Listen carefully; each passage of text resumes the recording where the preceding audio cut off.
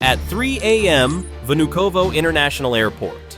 A Russian ground crewman is casually sipping coffee in the -10°F chill, checking the arrival schedule for a VIP flight from Tehran. He is completely unaware that a Ukrainian FPV drone is currently skimming the highway just 8 miles away. In exactly 47 minutes, the 50,000 gallons of jet fuel sitting in the depot behind him will become the center of a catastrophic fireball. While the Kremlin is distracted playing a high-stakes game in the Middle East, rushing emergency S-400 batteries to Iran to counter Israeli pressure, Kyiv has decided to deliver a fair trade directly to Moscow's front door. The Russian High Command believes Moscow is a fortress, an impenetrable hub protected by the most dense air defense net in the world. They are wrong. The Ukrainian ambusher unit is operating from a nondescript civilian truck parked on the suburban outskirts, a mobile launch pad for a swarm of smart FPV drones. The mission target is clear: the fuel infrastructure and control tower of Vnukovo, the billion-dollar gateway for Russia's elite. Moscow is about to learn that when you send your best shields abroad, you leave your own home wide open for a smash. The countdown to total panic has begun. 3:15 a.m. The swarm of FPV drones is currently skimming just 100 feet above the M3 highway, weaving through the early morning logistics traffic and the jagged suburban architecture. They are utilizing a high-speed terrain masking profile, hiding behind the physical mass of high-rise apartment buildings and rows of billboards to stay invisible to the S-400's Big Bird radar. That billion-dollar system is designed to hunt supersonic bombers at 30,000 feet. At an altitude of 100 feet, the small composite frames of the drones disappear into the massive ground clutter of the Moscow suburbs. Inside the hidden truck, the Ukrainian operator is breathing in shallow, rhythmic bursts, his heart hammering against his ribs as he monitors the low-latency video feed. Every second is a calculation of life and death. He is navigating a $1,000 projectile through a maze of power lines and civilian infrastructure at 90 miles per hour. For a few minutes, the mission enters a state of flow. The drones are ghosts in the machine, successfully bypassing the outer sensor net. But the environment of a major metropolis is never static. As the lead drone rounds a corner near an elevated highway interchange, a sudden thermal wall appears, a massive plume of steam from a suburban heating plant. The operator's screen flashes white as the moisture-laden air messes with the infrared sensors. For 3 critical seconds, he is flying blind at nearly 130 feet per second. He wrenches the joystick to the left, banking the drone so hard the airframe groans under the G-load, clearing a 60-foot pine tree by less than 3 inches. His hands are slick with sweat despite the -10°F temperature in the van. He brings the swarm back into formation, but the momentary deviation has pushed them into a more exposed flight corridor. They are now just 4 miles from the runway, and the airport's dedicated inner defensive ring is about to wake up. The stealth phase is over. The gauntlet is about to begin. 3:20 a.m. The electronic silence of the Moscow suburbs is shattered as a truck-mounted Pantsir S1 battery, positioned on the airport's southern edge, catches a momentary thermal flicker on its short-range tracking sensors. The Russian crew, trained to the highest standards for V1P protection, reacts instantly. The Pantsir's turret slews with mechanical violence, and its twin A3 30mm anti-aircraft guns erupt in a sustained, deafening roar. In just 12 seconds of high-intensity fire, the system stitches a wall of lead across the sky, shredding 4 Ukrainian drones into burning confetti that rains down onto the suburban streets. As the remaining drones push through the 30mm fire, a Tor M2 system positioned near the primary runway activates its target acquisition radar. It launches 2 9M338 missiles in rapid succession. The interceptors streak through the -10°F fog at Mach 3, their proximity fuses detonating with surgical precision and vaporizing 3 more FPV drones in a pair of blinding white flashes. On the ground, the airport's elite security detail, composed of Rosgvardia units and specialized airport guards, leaps from their armored transport vehicles. They flood the perimeter, leveling AK-12 rifles and firing disciplined bursts into the air. One drone, flying at just 80 feet, is caught in a crossfire of 5.45mm rounds and tumbles into a snowbank. Near the central control tower, a MANPADS team, armed with the Igla-S, achieves a solid infrared lock. The missile screams off the shoulder launcher, detonating just 300 yards from the runway and obliterating a 9th drone. The Russian response is fast, professional, and overwhelming. Within the first 2 minutes of the engagement, the Moscow fortress has successfully neutralized over 60% of the incoming swarm. To the Russian commander in the control tower, it looks like a total defensive victory. His layered net of guns, missiles, and infantry has turned a sophisticated attack into a pile of smoldering wreckage. He believes the threat is over, but he has failed to realize that the most dangerous 1,200-pound messengers in the swarm are the ones he hasn't hit yet. The operator in the hidden truck is already recalculating his route through the wreckage. The gauntlet has been survived, but the kill shot is still to come. 3:25 a.m., the Ukrainian swarm is down to just 8 primary FPV drones, and the Russian defense is closing the gap. Realizing their automated systems are being blinded by the urban architecture, the Pantsir operators switch to optical manual mode. They begin tracking the drones using high-magnification infrared cameras. The 30mm cannons erupt again, the rounds chewing through the brickwork of a residential balcony and sending a shower of debris into the street. One more drone is clipped by the autocannon fire and disintegrates. On the perimeter, a squad of Rosgvardia infantry unleashes a wall of PKM machine gun fire. The 7.62mm rounds stitch the air, knocking another FP5 out of the sky. The swarm is now reduced to just 6 units. This is the moment Ukraine reveals its strategic ace in the hole. The operator triggers an overload protocol, deploying a secondary wave of cheap plastic decoy drones equipped with folding radar reflectors. As these decoys pop up into the air, they create over 300 false targets on the Russian radar screens. The Pantsir S1 and Tor M2 logic processors are instantly overwhelmed by the data spike. The automated turrets begin slewing frantically, firing their remaining missiles at empty air and plastic decoys.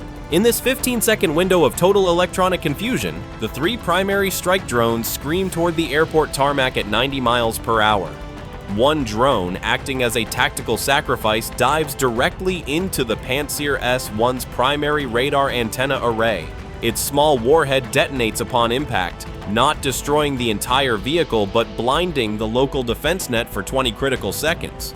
Simultaneously, an Igla-S MANPADS team near the runway fires a last-ditch interceptor. The missile clips the wing of the lead strike drone, sending it into a violent spinning tumble. But the Ukrainian operator, using high-torque, brushless motor compensation, manages to stabilize the craft just 50 feet above the ground. He has no radar lock to worry about now, only the physical distance between his 5-pound warhead and the airport's massive fuel infrastructure. The Moscow shield has a hole in it, and the final approach has begun.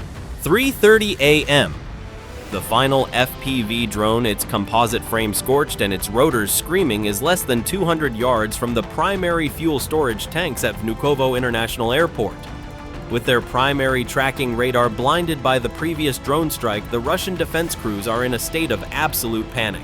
They have been forced to abandon their billion-dollar automated logic and switch to manual iron sights. A Rosgvardia airport guard positioned on a nearby catwalk levels his PKM machine gun and fires a desperate, sustained burst. The 7.62mm tracers create a curtain of green lead in front of the target, but at this range, the laws of ballistics are working against him. The drone's angular velocity, the speed at which it moves across his field of vision, is far too high for a human gunner to track. In the hidden truck, the Ukrainian operator pushes the throttle to the stop. The drone's brushless motors are pulling maximum current, screaming as the craft reaches a terminal velocity of 110 miles per hour. Through his goggles, he sees the industrial-grade steel of the fuel depot filling the entire screen.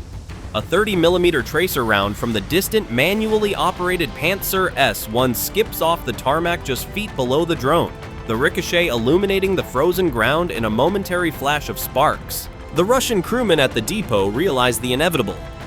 "Incoming kamikaze!" one screams, dropping his rifle and diving for cover behind a reinforced concrete blast wall. He knows that his armored vest and AK-12 are useless against what is coming. The drone is now just 50 yards out, its 5-pound high-explosive warhead armed and ready to convert billions of dollars of aviation infrastructure into a localized apocalypse.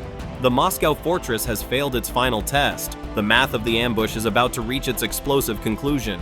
3:32 a.m., the UJ-26 Beaver's smaller, more agile cousin, the high-speed FPV strike drone, is now less than 50 feet from the primary fuel manifold of the Vnukovo depot. The operator in the hidden truck has achieved a perfect visual lock on the weakest point of the infrastructure. the pressurized valve assembly at the base of a 50,000-gallon jet fuel tank. At minus 10 degrees Fahrenheit, the steel is brittle and the internal pressure of the aviation fuel is high. Physics is no longer a theory, it is a weapon. Through the thermal goggles, the operator sees a Russian guard attempting to fire a flare gun toward the drone, a final primitive attempt to dazzle the infrared seeker. It is like throwing a pebble at a freight train. The drone's brushless motors are screaming at their absolute physical limit, rotating at 30,000 RPM, creating a high-pitched whine that cuts through the sub-zero air.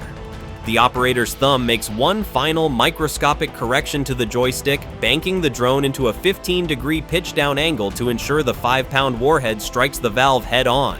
The Russian commander in the airport's control tower can only watch his auxiliary camera feed in frozen silence. He sees the dark, battered shape of the $1,000 drone grow from a flickering dot into a screen-filling nightmare in less than 2 seconds. He realizes that the billion-dollar S-400 batteries he sent to Iran could have stopped this. But now, his own backyard is about to pay the price for that geopolitical arrogance. The FPV drone impacts the high-pressure steel manifold at 115 miles per hour. In the Kharkiv bunker, the operator's screen instantly cuts to static, the final handshake of a successful mission. The silence in the control tower lasts for exactly 0.5 milliseconds before the laws of thermodynamics take over.